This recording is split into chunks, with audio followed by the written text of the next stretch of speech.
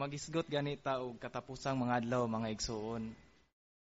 Unsa kamo kay pasultihon? Duol na bagyod kaha kini. Kung lisod pud biya kay niisulti sa uban, sa kay kadaghanan atong ma-encounter, mosulti lang bagyod nga Ginoo ra gyud nasayod ana. Di gyud ta pwede magbuot-buot kung kanusa mo abot ang iyang adlaw. Nga na biya gyud kadaghanan no. Ug dayon kung isgutan pud gani nato sila nga nando pud baka niyan ang takna kaning katapusang mga adlaw. Ang kadaghanan moingon pa gani nga mas nahadlok pa hinuon sila kaning katapusan sa bulan. Kay kining katapusan sa bulan puno mag mga bayro nun. Puno kog mga due date. Nga na biya gyud iswali madungog nato no. Ubay-ubay gyud ang nagagamit ana kay lagi wala sila'y interes sa umaabot. Gani makita nato sa mga tao karon nga nagpalingog-lingog ra jud ug wala jud pagpakabana sa umaabot. Karon atong susihon kung unsa mga pasidaan ang atong paghinumduman ug unsaon nato pagkahibalo nga kita na sa katapusang mga adlaw. Ug gani kaning mga apostoles pud kaniadto interesado pud sa maong hilanan. Kana na record sa Marcos 13:1 ug 4. Ato dong susihon kining Marcos 1:4. 13:1, 4. Kini nagingon. Pagawas ni Hesus sa templo, usa sa iyang mga tinunan mingon, magtutudlo, tanawa, pagkanindot o pagkadagko o pagkanindot sa mga bato o mga tinukod. Si Hesus mingon kaniya, nakita ninyo nga nindot o dagko kayo kining mga tinukod. Apan wala unyay mga bato dinhi nga magpabiling nagpatong sa laing bato, kay kining tanan pagalumpagon. Samtang naglingkod siya sa bukid sa mga olibo, diin malantaw ra ang templo, si Pedro, Santiago, Juan ug Andres nangutana kaniya nga sila ra. Sultihi kami, kanusa kini mahitabo ug unsa man unyay ilhanan nga hapit nang matapos kining mga butanga. Dito gisulti ni Hesus sa iyang mga tinunan ang linangkob nga mga ilhanan nga nagpaila sa katapusang mga adlaw niining daotang sistema ni Satanas. Ipahibalon ni Hesus ang 5 kapasidaan aron 5 katagna aron mapasidan-an ang iyahang mga sumusunod. Dinhi nato mahibaw-an sa Marcos 13:8. Kini naghisgot og 3 ka panghitabo sa atong adlaw. Palihog sundin daw ko ninyo sa Marcos 13:8. Kini nagingon. Kay ang nasod makigubat batok sa nasod ug ang gingharian batok sa gingharian. Duna unyay mga linog sa lain-laing dapit ug mga kanihit sa pagkaon. Kini maoy sinugdanan sa kaul-ul sa kasakit.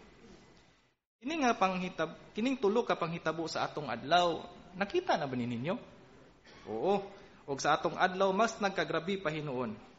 Kini nga tagna adunay mga katumanan sa unang siglo ug sa atong panahon. Unsa gipakita ang ini panghitabo? Nagkinabuhi na bagyod kita sa katapusang mga adlaw o duol na bagyong matapos kining sistemaha? Karon atong usa-usahon kining mga pipilalang katagna ni Hesus nga natuman sa atong adlaw. Inita sa una, kining ang nasod mutindok batok sa nasod. Kung makita nato sa hulagway, dili pa kayo dugay, nagkagubatay ang dagkong mga nasod, kining Russia ug ang Ukraine. Ug grabe gyud kayo ang napiktuhan ato. Bisan tuod diri sa Pilipinas, wa man ta naigo og bomba, pero naigo ta sa pagtaas sa tanang pamaliston. Taas kay ng inflation rate nato. Ug kining bag-uhay lang, kining Israel at saka Iran. Gani karon nagakubatay sila. O grabe po ang napektuhan nato. Wala po'y puas ng ilang giyera. O ang resulta, maulagi, parte jud kagubot. O kung balikan po nato ang kahimtang sa milabayng usa ka gatos ka tuig niadtong 1914, kabat na og 1 ka milyon ang namamatay tungod lang sa gubat. Ug tumod pod sa nuklear nga mga armas, grabing hilabihan nga kinabuhi ang nakalas ato.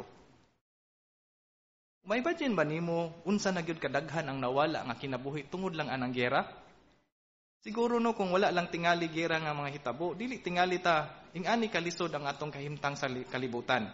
Maka-experience unta gyud tingali ta og kalinaw. Mao nga tungod sa ebidensya, makita nato ang katumanan sa maong mga ilhanan nga nagatuman sa atong adlaw. Nabatay mahimo ani nga paundangon natong gubat? Wala.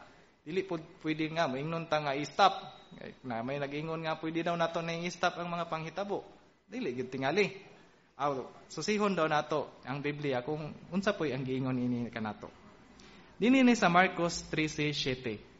Sa Marcos 13:7 nagingon, dugang pa dihang makadungog mog mga gubat sa laing-laing dapit, ayaw mog kahadlok kay kining mga butanga kinahanglang mahitabo. Apan dili pa kini ang katapusan. Matud pa sa teksto, kinahanglang mahitabo. Kay tungod usa ni sa katumanan sa tagna ni Hesus. Sa inyong hunahuna kini banggira nga nagakahitabo sa atong panahon. Makatabang ka ni kanato nga mas mulihok pahinuunta nga isang yaw ang gingharian sa Dios. Aw kung positibo ang inyong tubag, gi-appreciate kayo gyud ang inyong tumong. Inita sa ikaduhang tagna ni Hesus kining dunay mga linog sa nagkalain-laing dapit. Yadtong April 2009 to April 2010 sa usa ka tuig, dunay 18 ka dagkong linog nga nahitabo. Usa ato na apektuhan katong January 2010 katong lugar sa Haiti. Gani gibana-bana to nila og katugi gitay og 7.0 og gibana-bana to nga mikabat og 300,000 nga kinabuhi og mikalas og mga 1.3 milyong panimalay ang mga na-damage. Og katupong 2011 siguro nahinumdum ta tong lugar sa Japan nga miresulta og tsunami. Grabe gyud ang naapektuhan pud ato. O kining kabag-uhan lang, kining lugar sa Taiwan, bag-o ra pud gilinog. O grabe daghan jud kayong mga propiedad, mga building ang nangatumba. O kung ato pong naobserbaran diri sa Pilipinas, kung atong mahinumduman kaniadto, talag saraman ta maka sinato og linog, di ba? Pero karon gani, halos kada semana, napod gani isa ka adlaw kaduha maglinog. Maka-experience ta usahay linog nga hinay-hinay, napoy kusog-kusog yun. Mao nga, pero bisan aning mga panghitabo, wala ipasiugda sa Biblia ang gidaghanon sa linog nga mga panghitabo sa katapusang mga adlaw. Hinunua, kini nag-ingon nga ang dagkong mga linog mahitabo sa nagkalaing-laing mga dapit nga maoy usa sa talagsaong mga ilhanan ining hinugdanong yugto sa kasaysayan. Mao nga sa atong bahin dili ta hilabihang mabalaka nga nagakahitabo ni sa atong adlaw. Kinahanglan kanunay tang andam ug dili nato sundugon ang uban nga mulihok lang ug mahinumdum lang sa Dios kung dunay nay kalamidad nga magakahitabo. Karon dili ta sa ikatulong tagna ni Hesus kining aduna unyay kanihit sa pagkaon. Sa inyong una-una nagakahitabo pud ba ni kining kakulang sa pagkaon? Ang average sa tibuok kalibutan halos usa sa 7 ka tawo ang walay igong makaon kada adlaw. Ug grabe gyud sa Afrika. Gani ato gyud ma-imagine ang Afrikano kung makita nato diha sa social media. Dunay usa sa tulo ka tawo ang dugay ng walay igong makaon kada adlaw. Kung atong imaginon kung naay usa ka amahan, inahan, anak, dunay usa sa ilaha ang dili makakaon ni anang taknaa. Pagkalisod yun sa ilang kahimtang. Ug kana nga kahimtang mo'y hagit nga kinahanglan nilang atubangon matag adlaw. Ug kung dinhi pud sa atong lugar diri sa Pilipinas, doon na pud bay crisis sa pagkaon nga ubay-ubay pud ang nakasinati sa gutom tungod kay lisod ang nakasinati gyud tag ubay-ubay nga kakulang sa pagkaon kay tungod lisod pud ang panginabuhian dinhi sa Pilipinas. Ug gani ang mga bata dili makakaon sa saktong oras kay lagi mahal kay pamaliton ug dili sufficient ang ilahang mga sweldo.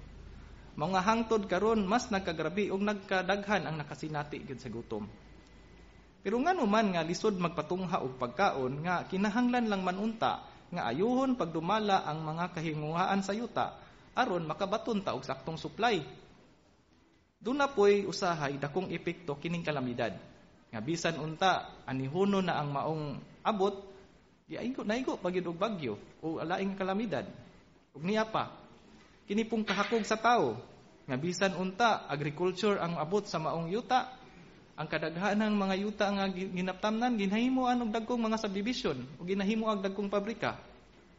Oo, tinuod dagko kita og daghang trabaho ang mapatungha. Pero paglabay sa daghang panahon, hinay-hinay nato masinatian ang kakulang sa supply sa pagkaon. Gani ang gobyerno makahimo man unta sa pagdumala sa mga abot sa yuta aron makasulbad ang gutom. Apan bisan pa sa ilang pagpaningkamot sa daghang katuigan, puli-puli na og administrasyon, wala gihapon nila masulbad ang kakulang sa pagkaon. Ug ingag kasubo, nagkagrabi pag yun hinuon. Doon na ba tayo ebidensya ani? Doon na kayo. Kay kung kaniadto din sa Pilipinas, abunda kayo tag-supply. Pero karon angkat na ta sa laing nasod. Kay lagi, dili makasustener ang atong supply. Karon, sa unsay imong hunahuna? Kani bang Marcos 13:8 nagakatuman ba ni sa atong adlaw? Bisan pa sa pag-uswag sa atong teknolohiya, ang kakulang sa pagkaon nakaapekto gihapon sa mga tao sa tibuok kalibutan.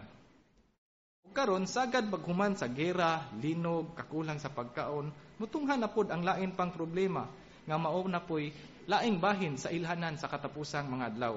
Kining ikaupat nga tagna ni Hesus sa Lucas 21:11 nga nag-ingon, "Duna unyay kamatay sa nagkalain-laing dapit." Pag-upagid kayo sa tong panumduman no kung magiskot tag kamatay, unsa day samtop sa tong hunahuna. Oo, katong COVID nga bag-o lang natong na-eksperyensyahan. Gani gibana-bana to nila nga mikabat og 3 million plus ang total debt ato. Pagkagrabe gyud. Daghan kay naguba nga mga negosyo ato. O kung magiskot pud tag grabeng kamatay nga na history sa kalibutan niadtong 1918 to 1920, kung makita nato sa hulagway, nganlan to nila og Spanish flu. Niadtong 1918 to 1920. Og mikabat na og 20 to 50 million nangamatay ana.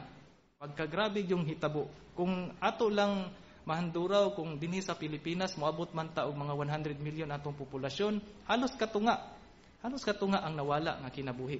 Ingana ka grabe ang nahitabo. Ug kini pong laing sakit nga dili pod ka kumpiyansahan, kining dengue, HIV, AIDS, TB ug malaria, mao puning pangunang kamatay nga lagana pod kayo sa atong palibot ug minilyon pod ang nangamatay ani. Pero matud pa nila, ang populasyon sa kalibutan padayong nag-uswag, busa natural lang nga mas daghan ang masakit ug mas daghan ang matakdan. Katarunganon ba na? Ang populasyon sa kalibutan kusog nga miuswag, ingon man usab ang katakos sa tao sa pag-ila, pagkontrolar ug pagtambal sa sakit.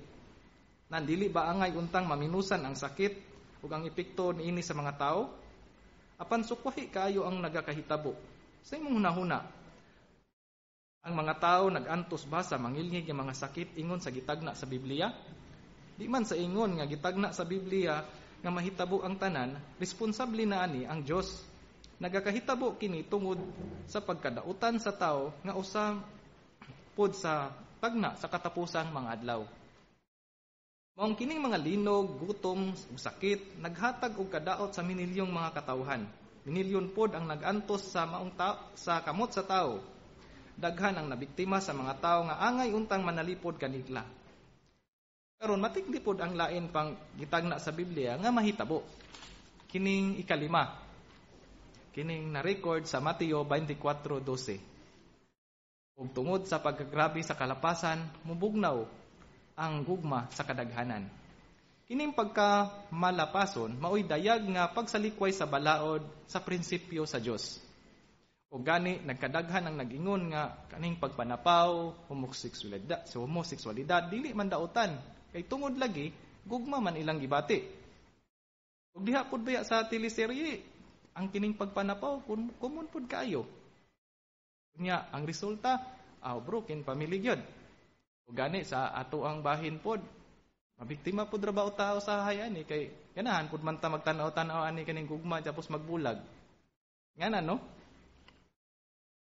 Og bahin pod aning homosexualidad, trending pod kaayo ni sa atong palibot. Ay bisan gani dinhi sa atong lugar sa Pilipinas strikto man gyud ta ani, pero hinahinay nato nabantayan ba nga murag niadapt na punta sa ubang nasod nga giuyunan na lang pud ang ilahang kalihukan. Ug kung nahinumdum ko kaniadto na ako'y nasangyawan nga usa ka homosexual ba, matud pa niya ana pa siya sa kuha nga mas sala man ni sa Dios kay gihimo man kunyag ingani. Nya dinhi man pud ko nalipay. Unya Mao to nga iyang pagkatarungan o gipatuyangan na lang po niya iyang gusto kay maulag kay matud palagi niya mao to puy gusto sa Dios para niya. Mura pod biyag tinuod no. Oh. Mura pod biya siya sakto. Pero ato dong susihon ang Biblia kung unsa kung saktong tambag ni ini kanato. Palihog daw sundi ko ninyo sa Isaias 25. Kining Isaias 25 nag-ingon. Alaot kadtong nagaingon nga maayo maoy dautan ug ang dautan maoy maayo. Kadtong nagabutang sa kangitngit nga ili sa kahayag ug sa kahayag nga ili sa kangitngit. Kadtong nagabutang sa mapait nga ilis sa matamis ug sa matamis nga ilis sa mapait. Tinaw dayo. Alaot day tungod gipatuyangan nila ang daotang mga buhat nga maoy mugiya kanila. Pero kumusta ka sa atong bahin mga igsoon? Wala man gyud tingali sa ato diri mga homosexual o nagapanapaw sa atong mga kamikas. Kumusta ka sa atong espirituwal nga kalihukan? Kanunay ba gihapong hayag ang atong paglaom? Susihon na pud nato ang Biblia kining naa sa Efeso 4:17 hangtod 19. Ang Efeso 4:17-19 nag-ingon. Busa sa ngalan sa Ginoo, sultihan mo nako nga dili na magpakignabuhi sama sa mga tao sa kanasuran, diha sa kawalay pulos nga ilang kaisipan. Ang ilang kaisipan naa sa kangitngit, ug sila nahimulag sa kinabuhi nga nagikan sa Dios. Tungod kay sila walay kahibalo ug ang ilang kasing-kasing nakubalan. Kay dili na makaila kung unsay maayo og daotan. Sila nagpatuyang sa walay kaulaw nga panggawi, nga nagbuhat sa tanang matang sa kahugawan uban ang kahakog. Maong dili nato tugutan mga igsuon nga naay laing Dios nga mugiya kanato nga padulong hinuon sa kapandulan nga maoy hinungdan nga maglibog ta sa pagpili sa husto ug sayop. Ug dili nato tugutan nga makubalan ang atong kasing-kasing nga dili na hinon katarong ug lihok ang atong konsensya. Pero nahisgutan nato ang 5 lang kabahin sa linangkob nga mga ilhanan. Sa imong huna-huna, kumbinsido na magyud ka nga nagkinabuhi ta niining katapusang mga adlaw? Ini nga mga ilhanan misamot gyud kadayag sa atong panahon. Ug ipakita sa Biblia nga duol na kaayo kita sa katapusan. Dinip na pud ta sa atong bahin mga igsoon kung unsa pud ang atong pagabuhaton. Bisan kita dugay na sa pag-alagad, kanunay natong ibutang sa atong hunahuna nga moabot ra gyud sa saktong panahon ang adlaw ni Jehova. Maong tabangan nato ang mga igsuon nga naluya sa espiritual, labi natong dili na aktibo nga nag-alagad. Nasayod ta sa ilang kakugi kaniadto. Pero lagi ka-experience tagkalisod, problema o kahiuyangan, naggalisod sila og pagbalik sa pag-alagad. Ug kitang tanan nasayod nga kun hangtod kanusa si Jehova maghatag og higayon sa pagpasiguli, maong hangtod nga naapay gamay higayon ug dili pa ulahi ang tanan, mulihok dayon ta. Aron masiguro ta nga mabalik ang atong ngalan diha sa handumanan sa kasulatan ni Jehova. Maayong ipangutana pud nato sa atong kaugalingon nga kumbinsido na magyud ko nga ang panahong nahibilin mubo na. Pwede pa ba ta maglangay-langay kay lagi kaning atong mga problema, ang atong trabaho ug atong mga negosyo kinahanglan pa gyud nato palambuon. Ato pud ang susihon ang Biblia niini kung unsa poy tambag niini alang kanato. Na-record ni sa unang Korinto 7:29 hangtod 31. Unang Korinto 7:29 hangtod 31 kini nag-ingon. Dugang pa isulti nako kini mga igsuon. Ang panahong nahibilin mubo na sukad karon. Kadtong may mga asawa magpakasama kanilang walay asawa, ug kadtong mga nanghilak magpakasama kanilang wala nang hilak, ug kadtong mga nagsadya magpakasama kanilang wala magsadya, ug kadtong mga namalit magpakasama kanilang wala managiya, ug kadtong mga nagpahimulo sa kalibutan magpakasama kanilang wala magpahimulo sa bugos. Kay ang talan-aw niining kalibutana nagakausab. Unsay punto nga makuha nato niini mga pahinumdom mga igsoon? Kinahanglan nga magbalbalansi ta, dili nato tugutan nga musmudaog ang atong kahuyangan nga pahimuslan ang temporaryong kalipayan sa kalibutan. Kay ang kalibutan nagakausab. Ug ato pud baya ning nabantayan. Kay bisan tuod kining atong mga gamit high-tech kaayo, bisan unsa pa na kanindot, paglabay lang sa pipila ka tuig, dali lang kahit pud ni malaos. O bisan gani ang ning atong panglawas nga himsog pa kay karon, pila lang ka tuig, dali lang pud kayo ning maluya. Mao nga dili nato itugot nga mahurot ang atong panahon sa pagpangagpas sa mga butang nga dili makapahimuot sa Dios. Mao nga kita kinahanglang mulihok dayon kay wala ta masayod kung kanus-a taman ang pailob sa Dios. Ug hinungdanon kayo kang Jehova ang matag adlaw nga kita magpakita og kasibot sa iyang pasidaan. Sama kaniadto sa panahon ni Moises, isod kay tututuhuan ang lunop nga ilang nasinatian. Pero tungod sa ilang dakog pagtuo, sila naluwas ang tibok pamilya ni Moises naluwas. O nga kita nang hinaot, kita pud untang tanan maningkamot nga makalabang buhi sa adlaw ni Jehova.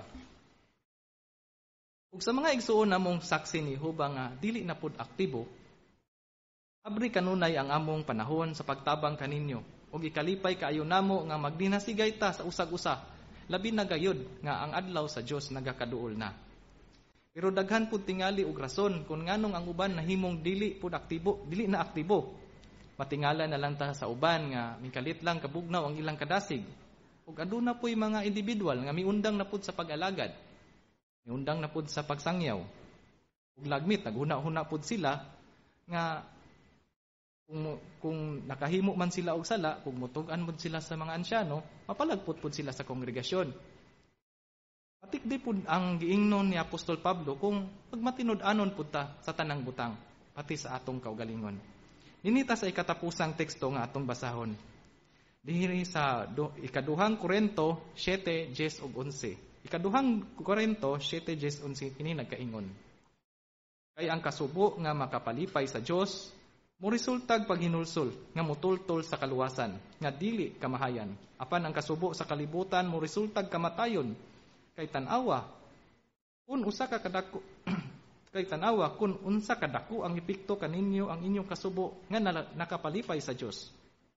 Oo, paghinlo sa inyong kaugalingon. Oo, kasuko. Oo, kahadlok. Oo, sinsirong tinguha. Oo, kadasig. Oo, pagtulid sa sayop. Sa tanang paagi inyong gipasundayag nga putli mo niining butanga. Matod pa dinhi ang paghinulsol mutultol sa kaluwasan nga dili kamahayan. Dili natutugutan nga kanunay mudaog ang atong kahuyangan. Ang mga ansyano andam kanunay mutabang aron mapasiguli ang atong maayong relasyon sa Dios. Ang mga ansyano nahibalo kung unsaon pagtabang kadtong gustong mubalik sa pag-alagad ug magkinabuhi uyon sa kabubuton sa Dios. Lagmit nga magpahamtang silag silot ug mahigugmaong disiplina. Kung inyong ilhon nga siya nakasala sa Dios, miundang na sa pagbuhat sa sala ug sinsirong naghinulsol, ang mga ansyano mutabang kaninyo ug siya pasayloon sa Dios. Ug kung mahinumdum mo ning hulagway, naay usa ka brother nga maulaw siya sa pagtambong kay lagi tingali dugay-dugay na pud siya nga wala katigom. Pero pagsulod niya sa Kingdom Hall, makita nato nga giabi-abi siya sa mga ansyano ug sa maubang mga igsoon. Ug ikalipay, maayo kaayo ang resulta. Siya nabalik sa pag-alagad. Kay kung kanunay tang mutambong sa atong panagkatigom, labi na maka-attend ta dinhi sa Kingdom Hall in person. Dili lang pag dinasigay atong madawat, makapokus pagyud ta sa pagpaminaw dinhi. Makahatag ta og komento ug magkakumustahay sa atong mga igsoon. Dili ba lipay kaayo ta ana? Ug dili lang kita ang malipay ana, labi na gyud si Jehova. Ug tingali kitang tanan diri nakasulay man gyud tingali ta og pagpangandam no. Pagpangandam sa atong balay kay lagi na atay okasyon. Tapos ang expect nato nga mga bisita kay wala mo sipot. Kay bation nato mga igsoon no. Tingali mag-uol gyud ta. Kung kining atong panagkatigom dili ni tiaw-tiaw lang. Iandam gyud ni sa nagamanong lawas kanatong tanan aron kanunay tang lagsik ug busog sa espiritual. Si Jehova mangita gyud og pamaagi aron maluwas niya ang iyang mga alagad ug bisan gani kaniadto mopahibalo siya daan aron makaandam ang iyang mga alagad. Mao man usab sa atong panahon karon. Gigamit ni Jehova ang iyang mga dinihugan sa pagpahinumdum kanato nga duol na gayud kita sa katapusan. Mao nga ipakita nato ang samang kasibot ug paluyuhan nato sila. Ug hinungdanon nga kita maghatag og labaw pa kaysa kasagarang pagtagad sa mga butang nga atong nadungog. Tumanon nato kung unsang mga pasidaan ug pagpangandam aron kung moabot na ang gitakdang panahon, dili ta mahadlok ug andam ta sa pagsagubang sa adlaw sa kasakitan. Kung napansin ninyo nga sa atong panahon, mas gipalanog ang mas dinalian pagyod nga pasidaan, uban ang dili malalis nga mga ebidensya nga duol na ang Armageddon. Bisan gani sa atong mga broadcasting, asembleya o mga publikasyon, si Jehova kanunay nagapahinumdum kanato nga magmaandam kanunay kay ang adlaw ni Jehova mas nagakaduol na karon. Pamatud-an pud nato nga dili ta parihas sa kalibutan nga nagpalingog-lingog lang sa mga pasidaan. Kay tungod pagtuo sa uban nga kining mga panghitabua is normal lang gyud ni nga mahitabo ug dili gyud ni pasidaan. Maong mga igsuon nang hinaot nga kitang tanan padayong mudangop sa atong dakong magbalantay si Jehova ug labi na sa mga interesado ug sa mga dili aktibo namong mga dili aktibo nga nagaalagad nga buksan ninyo kanunay ang inyong hunahuna ug kasing-kasing sa mga pasidaan. Kaysa dili madugay, maangkon ra gyud nato ang atong ganti nga mabuhi ta hangtod sa hangtod.